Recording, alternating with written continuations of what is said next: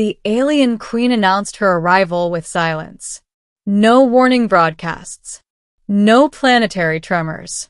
No fleets blotting out the stars. One moment, Earth's orbit was empty. The next, a structure the size of a continent unfolded above the atmosphere like a patient, watchful eye. Every telescope on Earth turned toward it. Every government froze. The object did not move. It did not threaten. It simply waited. 3 hours later, a single transmission pierced every channel, every language, every neural implant and analog speaker alike. "I am Queen Seralith of the Aurelian Dominion," the voice said, smooth, layered, ancient. "Your world now stands at the threshold of relevance. I will descend. You will present tribute." Panic spread faster than information ever could. The Dominion was known. Not well understood, but feared.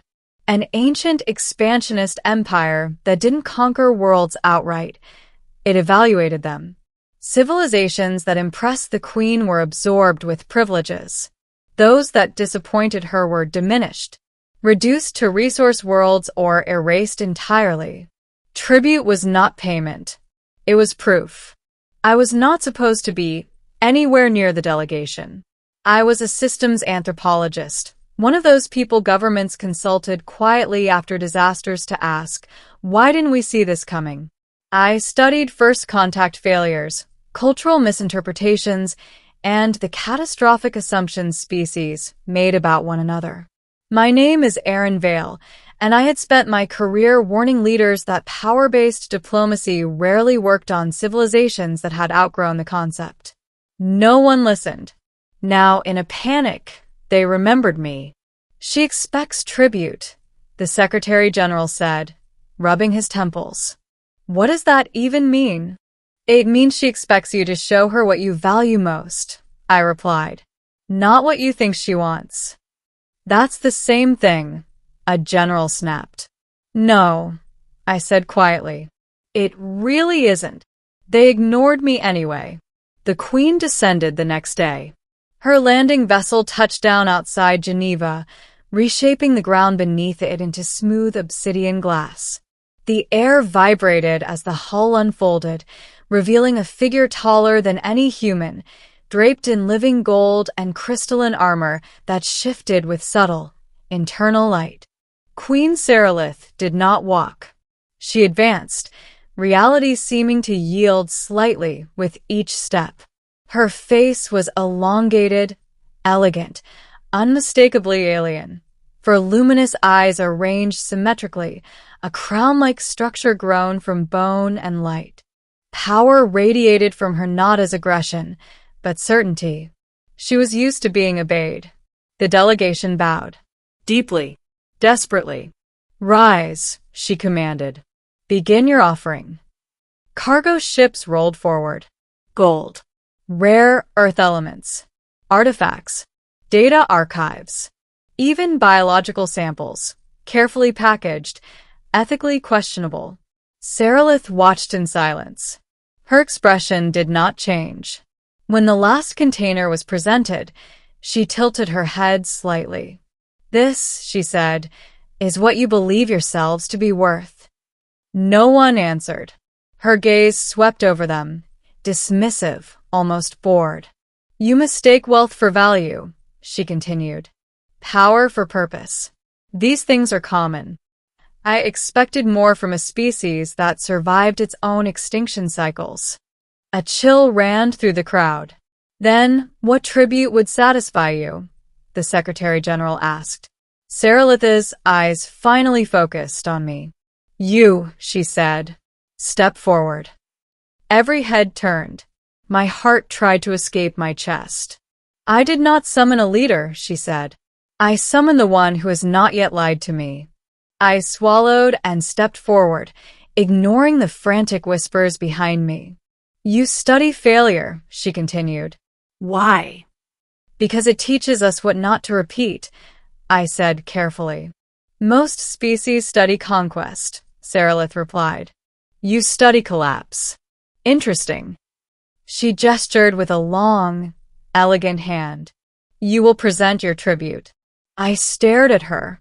I don't have anything. Her eyes flared faintly. That is unlikely. No, I said. I mean, I don't have anything prepared. Murmurs erupted. The queen waited. Slowly, a realization settled over me. Tribute wasn't about impressing her. It was about truth. May I speak freely? I asked. Her lips curved slightly. If you do not, your species will not matter. Fair enough. You expect tribute, I began, because your empire is built on proof of worth, strength, efficiency, survival.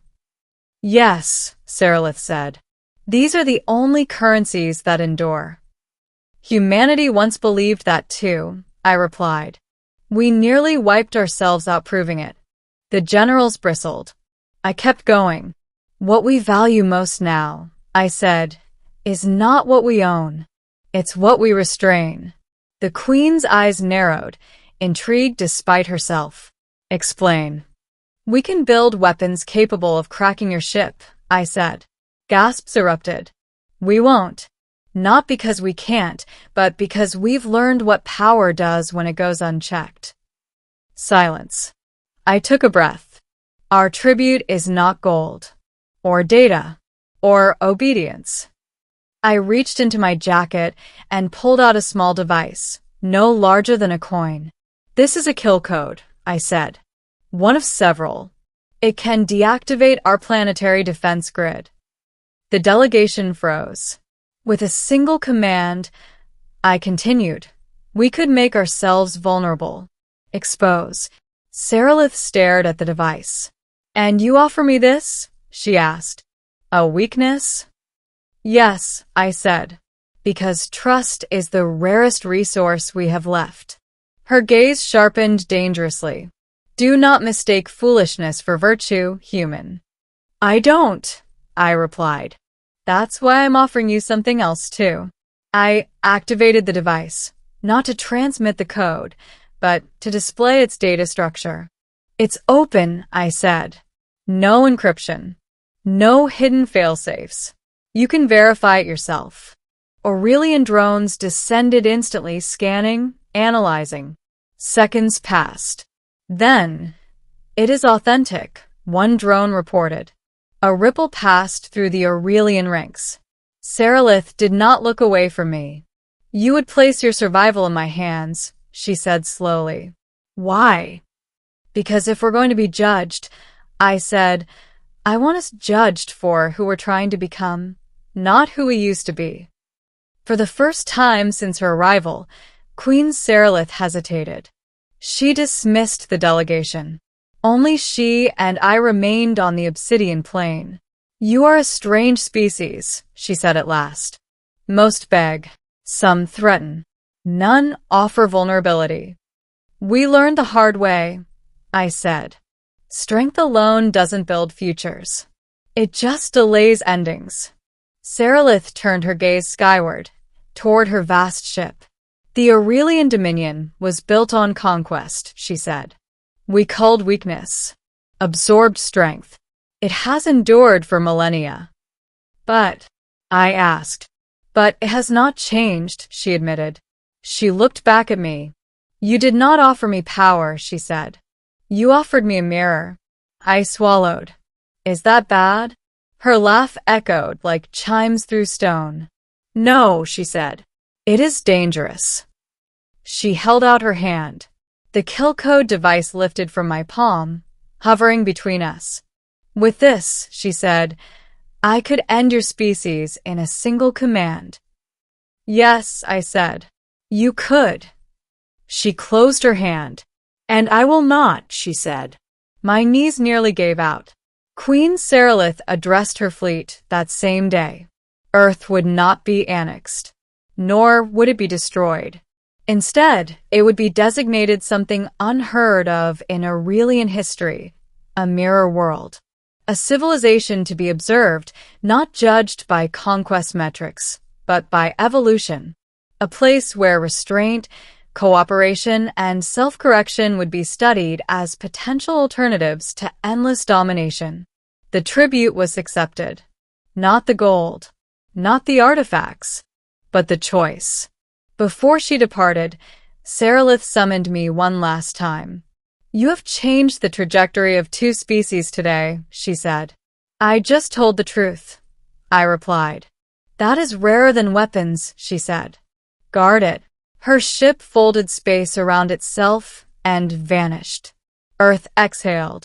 In the years that followed, humanity changed, not because we had been spared, but because we had been seen. We knew the Queen was watching. But more importantly, we knew we were watching ourselves. As for Queen Sarilith, reports from the Dominion spoke of reforms, of internal debate, of conquered worlds being granted autonomy for the first time in Aurelian history. All because a human had offered something no one else ever had. Not tribute, but trust. And sometimes that is what changes everything.